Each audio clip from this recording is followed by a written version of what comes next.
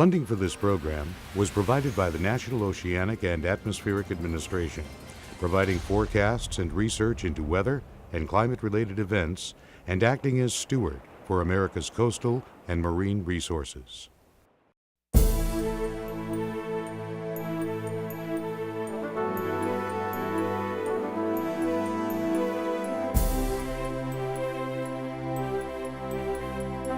Orphan Orca, saving Springer.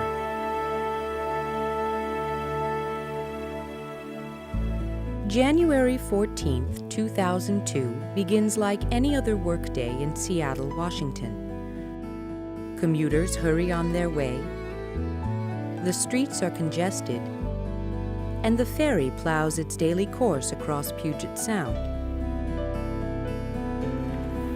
But today, an unexpected guest joins the morning rush. First spotted by a tugboat captain, a baby orca whale swims dangerously close to the Vashon Island ferry. It is alone, dodging boats in one of the country's most crowded waterways. The orca whale population in the Northwest is declining. Scientists fear that this baby orca may become another casualty. The baby orca appears on the evening news and becomes an instant celebrity. Soon, people in the Seattle area and all over the world are wondering, who is this wayward baby, and where is its mother?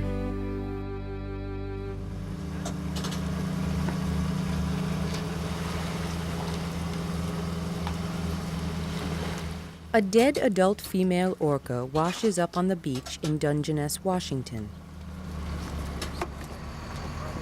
Could she be the baby orca's mother? NOAA, the National Oceanic and Atmospheric Administration, is responsible for whales under the Marine Mammal Protection Act. The stranding team gathers samples to determine the cause of death and tries to identify the orca. 3 distinct populations of orcas inhabit the waters of the Pacific Northwest. Offshore orcas eat fish and hunt in a range extending from Queen Charlotte Island to thousands of miles offshore. Transient orcas hunt marine mammals such as seals and otters and range as far as the outer edge of the continental shelf. Resident orcas follow runs of migrating fish into defined coastal areas.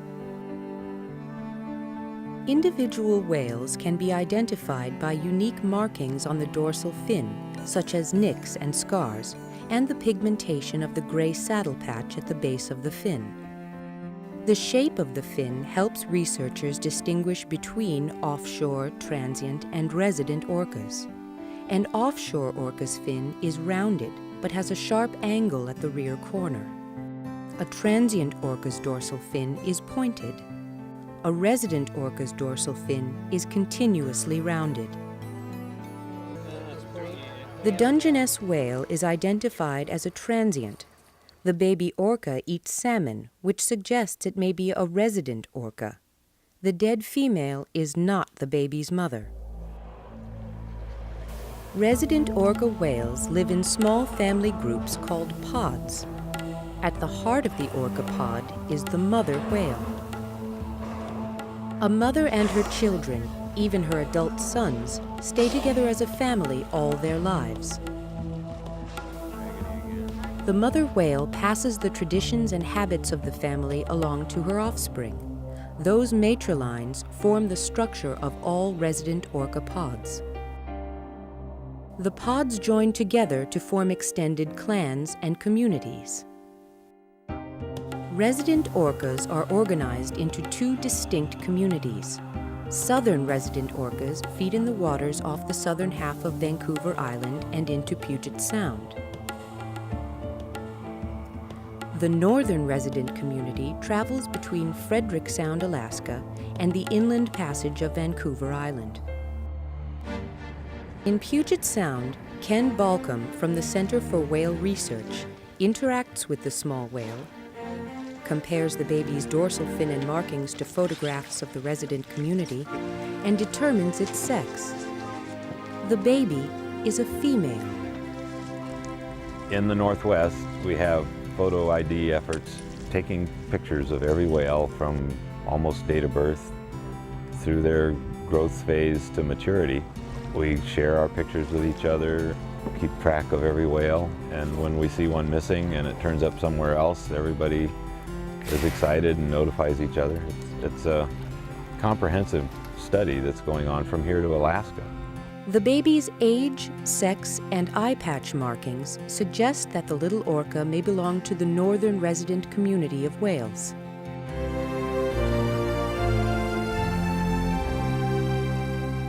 Each summer, the northern resident community returns to Vancouver Island's Inland Passage. Following the salmon, the orcas congregate at Johnstone Strait. From Orca Lab, a small research station on Hansen Island, marine biologists use underwater microphones to monitor and record orca vocalizations. Each of the family groups possesses a dialect that's unique to that particular family group. Socially, all of these groups relate to one another. They know each other really well, but they retain their own dialects. These dialects are reflective of a very long period of social stability. And they may very well be part of the glue that keeps the community together. Using recordings of her squeaks, squeals, and other vocalizations, Orca Lab confirms that the baby girl belongs to a group in the northern resident community called A4 pod. The A4 pod uses 12 discrete calls other killer whales don't. The young orca is a 2-year-old female, A73. The indicate indicates her birth order in the Canadian apod. Her nickname is Springer. Springer and her mother, Sutlej, A45, had not returned with their pod the previous summer, so Orca Lab was concerned that both had died. Springer's mother is presumed dead, and 300 miles separates Puget Sound and Johnstone Strait, where the northern resident community will soon arrive to feed on the migrating salmon. Without human intervention, it's doubtful that Springer will ever be able to find her way home. NOAA must make a decision about Springer soon. Some activists want to leave her alone and let nature take its course. They say her capture could kill her or result in a lifetime of captivity. Others argue that unless the whale is captured and her medical needs addressed, she will die a slow and lonely death in Puget Sound. Orca organizations want the whale returned to her pod in Canada, but Canadian maritime officials will not accept her unless she's healthy enough to return to the wild. Bob Lawn of NOAA holds a press conference to announce the agency's decision. Human hazards for the orca continue to grow. In fact, just this morning we observed her becoming far too familiar with the ferry, rubbing up against it, looking for signs of human contact. With that in mind, we expect to effect a rescue of the orca on Thursday or Friday of this week, depending on several factors. The factors include, first of all, the direct results of the rescue team observations. NOAA brings in Jeff Foster and his team of specialists to help plan Springer's rescue. It was kind of unusual to see a solitary animal, and so we began to watch her at that time. It was very apparent that she did have a skin problem, and she had a very strong smell to her blows. We did some analysis, and we found that she had what's called ketosis. Ketosis can be an indication of starvation, and that raises the team's concern.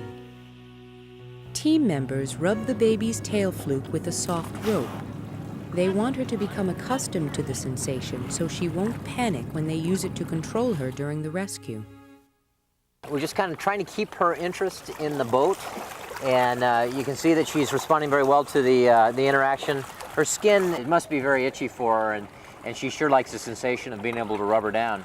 But with the descents work that we're doing right now and the conditioning, we just want to make sure that we can get her tail stock up so that we can easily slide the loop around her tail. The best chance to reunite Springer with her pod is in summer while the whales feed in Johnstone Strait. By early fall, the pod will migrate into deeper waters. The NOAA team decides to transport the baby to its Manchester facility in Puget Sound for medical evaluation and care. We're at the beginning of many decision points. Our plans for now are limited to the rescue, the transportation to the facility out here, to medical assessment and treatment for A73. The day before the rescue attempt, a NOAA crew tows a 40 by 40 foot net pen out into Puget Sound. Capturing Springer in a net pen will lessen the stress on the sick baby. The team can use the net pen only in calm weather conditions. Strong currents or high winds might tangle Springer in the nets, and she could drown. The day of the trial run is mild. Springer rubs herself against the stick the team has used to get her accustomed to their presence. It would have been pretty easy to put a tail line on her, but we want to test the different methods, and again, we want to do it as safely and humanely as possible for the animals. Restoration of a juvenile orca back to its community has never been tried in this form before, and we don't know if it will work. There is a chance that the stress or pressure or unforeseen events may result in the loss of life for this orca. The June morning of the rescue is calm and warm. As the team approaches the rescue site, the wind picks up. It looks like we've got two of the smaller rescue boats, and they're right next to each other, and they're obviously talking about what the plan's going to be for today. We also have the barge with the crane, and we also have a NOAA enforcement boat. There's going to be a lot of pointing and calling people this way. It's going to be difficult. There may be some shouting. We want to keep our voices down as much as possible. We should be able to do that. Brad, once I'm in the water, Brad is going to be giving the cues off this boat, so key in on him, and we'll just try to make this go as fast and as smoothly as we can. The team leaders decide not to use the net pen, but the soft tail rope to control the whale.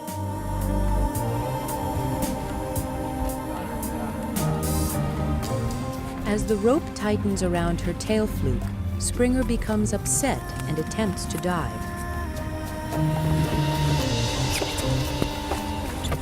Soothing and calming her, the team works to ease the specially made stretcher around her.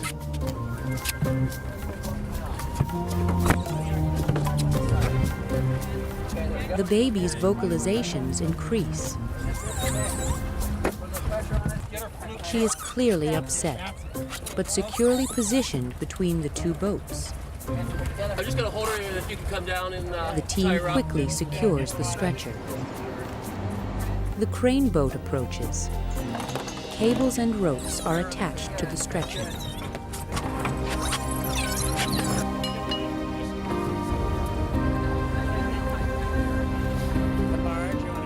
Springer is hoisted out of the water and into the air.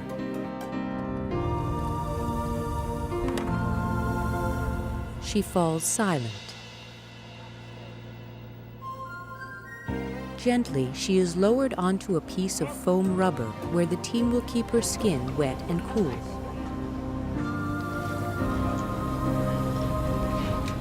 Jim McBain of SeaWorld, a member of the veterinary team, begins the examination. Her condition is a concern. She is not a robust killer whale. Everybody's been hearing about ketosis and ketone smells from her almost since this started. And that's one of the things that we want to answer is, does she have any actual, that would be inherited metabolic abnormalities that would prevent her from being normal? Blood and urine samples are taken and express mailed to several labs across the country. Vancouver Children's Hospital will run Springer's urine sample to analyze her metabolic system. It's a crucial test. If any contagious diseases or inherited health problems are found, she will not be released. Springer makes the short journey to the net pen at the Manchester Research Facility without incident. Either the catch of the day or the new baby we've adopted, however you take it, we have some measurements for you. She is right around 11 feet long and weighs a slender 1,240 pounds. If you ask how she's feeling, I think perhaps the best sign was watching her 30 seconds after she was in the pool. She swam around anxiously for a moment, bumped against one of the divers who scrubbed her side. She seemed to take pleasure in it. She rolled over and had her tummy scratched. So I think she's on the right track. Springer survives the capture, but her future is uncertain. Will she be healthy enough to return to Canada? Or will she spend the rest of her life in an aquarium? Tomorrow, the veterinary team will continue its work and wait for the lab reports that will determine her fate.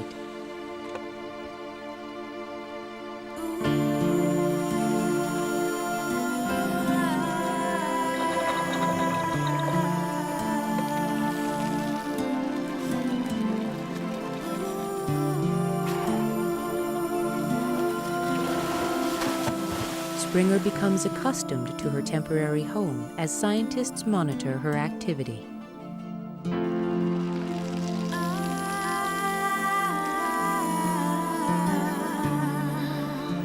What's nice about this monitoring system is it's a remote monitoring system, so we can minimize our presence out around the pool side so that she's not getting so accustomed to people being around, because we don't want her to get accustomed to humans any more than she already has when she was out off Vashon Island.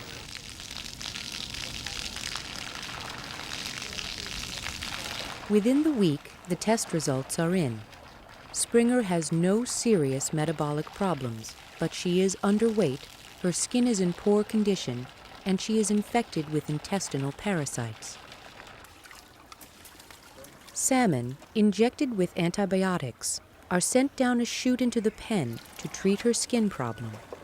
The scientists do not want Springer to associate her food with people.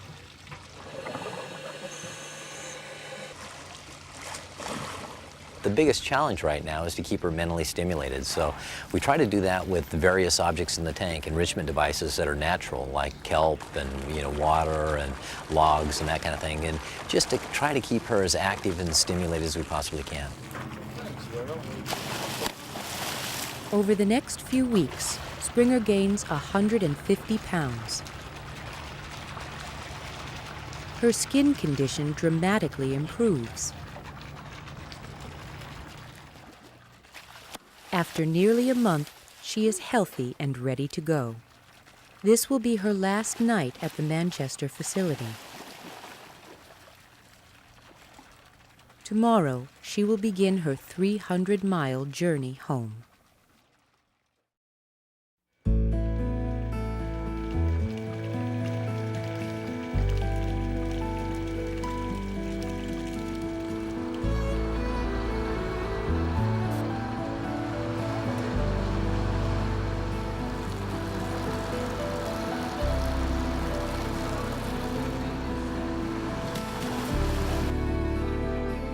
Today is taking her home day.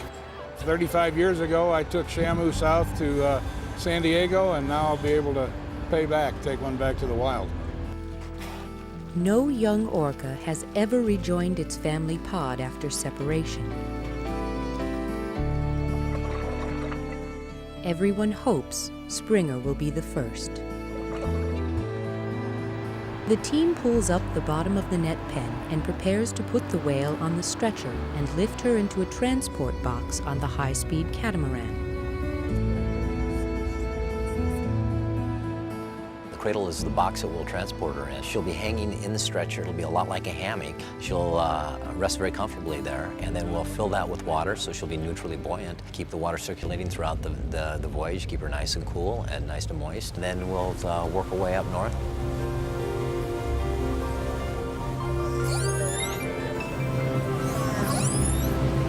Monitoring her respirations to see if she's calming down and decreasing her respirations. If they increase, we want to make sure that it's not because there's too much pressure on her chest. Once in a while, we'll take a look at her eyes, maybe move these membranes, make sure she's okay.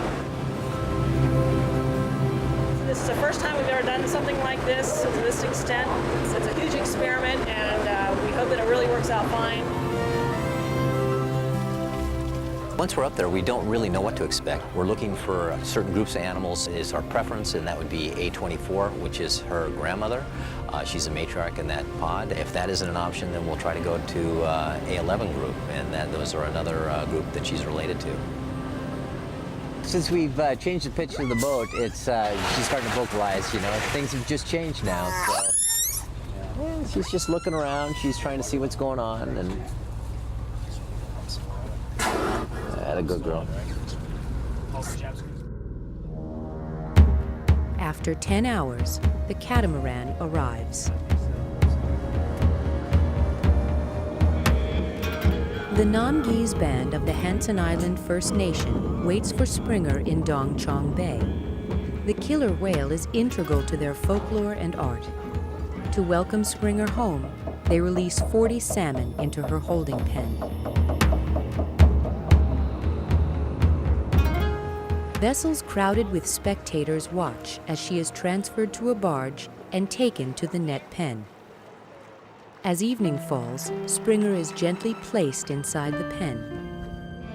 After all the work, expense, and anticipation, will Springer know she is a killer whale and go with her pod? Will the pod accept her? That night, several orcas from the A-pod draw near the pen. Springer and the whales call back and forth to one another under the Canadian moonlight.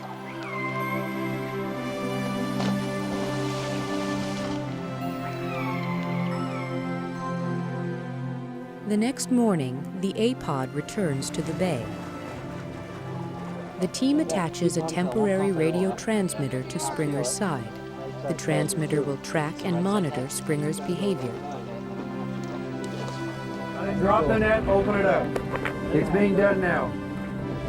Finally, it's time. Good luck, baby.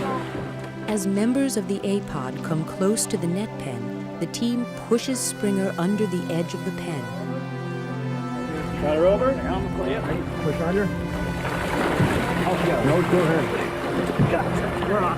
We're on. Yes. At last, Springer is free in her home waters.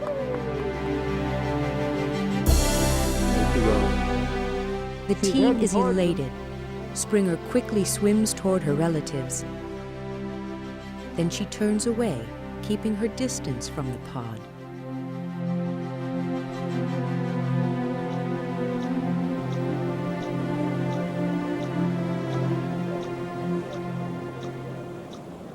During the following days, scientists used the radio transmitter to track and observe the young whale. At first, Springer keeps her distance, swimming near but not joining the pod. At times, she continues her dangerous habit of approaching boats. This is Springer, and we want to try to give her every chance we can.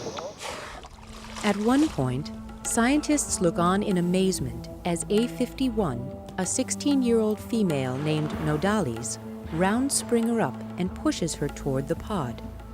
Nodalis had lost her first baby 2 years earlier and seems to adopt Springer.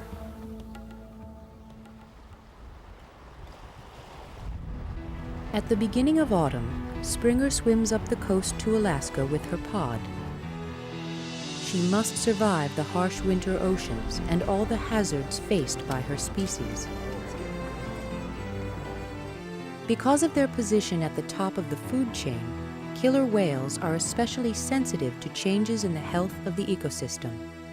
8 years ago, we began to experience very unusual losses of females in the prime of their life.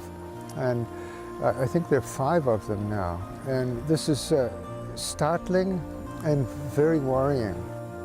Some researchers fear that orcas are doomed to extinction because they have so few breeding age members left.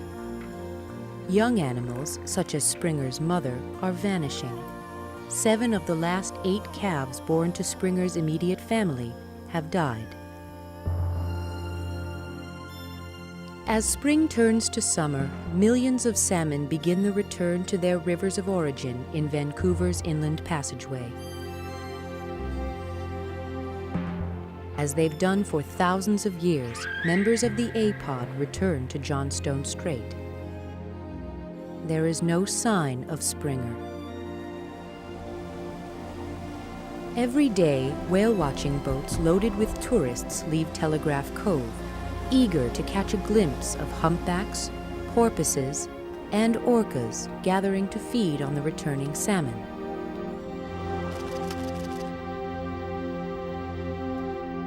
No one sees Springer. Finally, on July 9th, observers aboard the whale watcher Naiad Explorer spot a small killer whale swimming within a larger pod. Springer has come home. It was quite spectacular that here was this whale coming back with its family after spending the whole winter, who knows where, out in the middle of the North Pacific. Back at Orca Lab, staff members confirm that Springer is traveling with her great-grandmother, Sitica, A30, and her adopted mother, Nodales, A51. Well, I'm sure she's a legend, isn't she? She's a living legend already. Springer's a remarkable story in lots of ways, and it's inspirational too. Springer shows us that it's possible for an individual orca that's been separated from her or his family group for a period of time to find a place again. If we know the social place that an individual fits into, we can put her or him back there and give that individual a really good chance of resuming a normal life. In Springer's story, there is hope. She could have been left to make her way as best she could in Puget Sound. She could have died from stress during the rescue attempt. She could have been released and not joined her pod, living the rest of her life as a solitary animal. Instead, she swims free with her family. The rescue team and the world learned that one lost and lonely baby could go home.